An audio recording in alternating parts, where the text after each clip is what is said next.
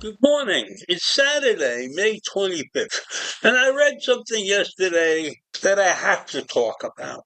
The NCAA and five other power conferences, as they're called, have agreed to a settlement to pave the way to allow schools to pay student athletes. Now, I'm against that on basic principles.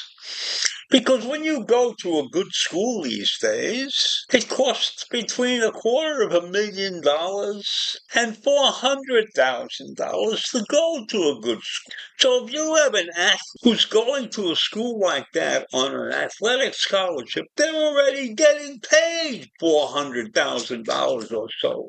So why should they get more than that? They don't deserve more than that, and especially when many of them don't even graduate. They play college sports, and as soon as they can, they turn pro. So why are these people bending over backwards and willing to set up accounts? There's roughly something like $20 million per year to pay these athletes. Isn't it enough that they have the opportunity to get a great college education for nothing? Yes, they're entitled to something because the college makes a lot of money. When these kids play basketball or football or baseball in arenas that are filled with paying patrons. So maybe they're entitled to some fee from the attendance figures, let's say. Maybe they're entitled to 5% of the attendance figures or something like that. But I don't believe they're getting a free education. I don't believe they're entitled to more than that, much more than that.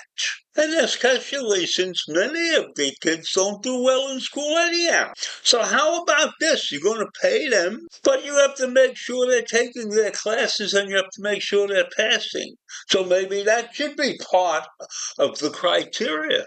If we're going to give them some money, we want to make sure that they're getting well educated, that they have to pass their courses. And they can't take a Mickey Mouse curriculum. Let them take a standard college curriculum.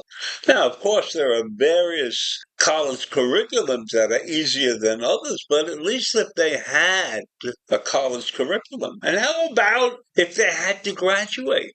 If they had to graduate in 5 years, we give them an extra year to graduate. Then maybe they collect the money. I think it's stupid to pay college athletes when they're given so many benefits that cost lots and lots of money to the average person. There are many sports that take place at college, and some of them are not well known, but they're there.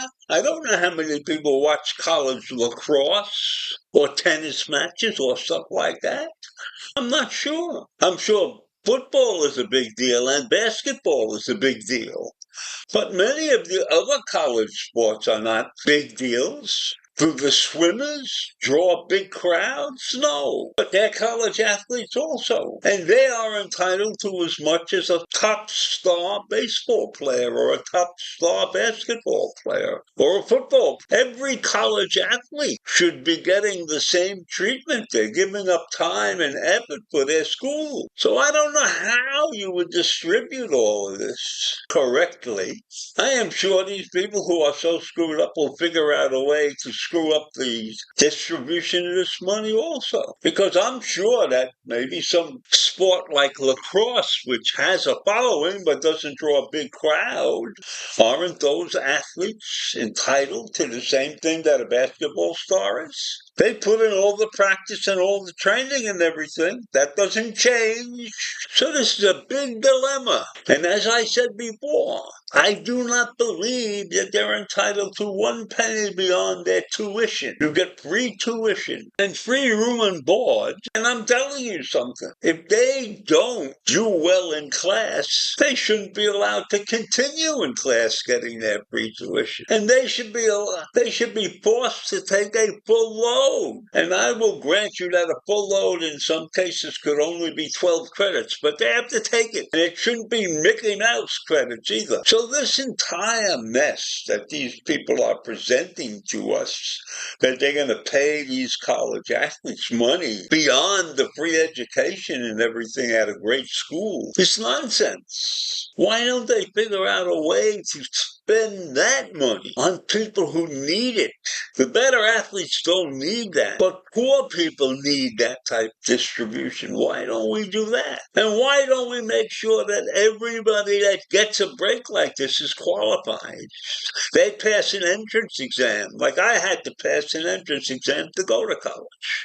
They should have to pass an entrance exam. If they want to go to school that badly, they have to go there to get an education. So this is a disgrace because it hasn't been properly thought out. Everything is to the benefit of the athletes because the colleges have been taking advantage of them for many, many years. They've been getting away with murder because these people have been generating tons of revenue for the colleges. And so I can understand that position. I can understand why everybody feels that the athlete is entitled to something. But in my mind, what they're entitled to is a free education. And a free education means, in my mind, top of the curriculum, taking courses that everybody else takes, not Mickey Mouse courses. So I am against college kids getting paid to play their sport. That makes them professionals. Immediately professionals.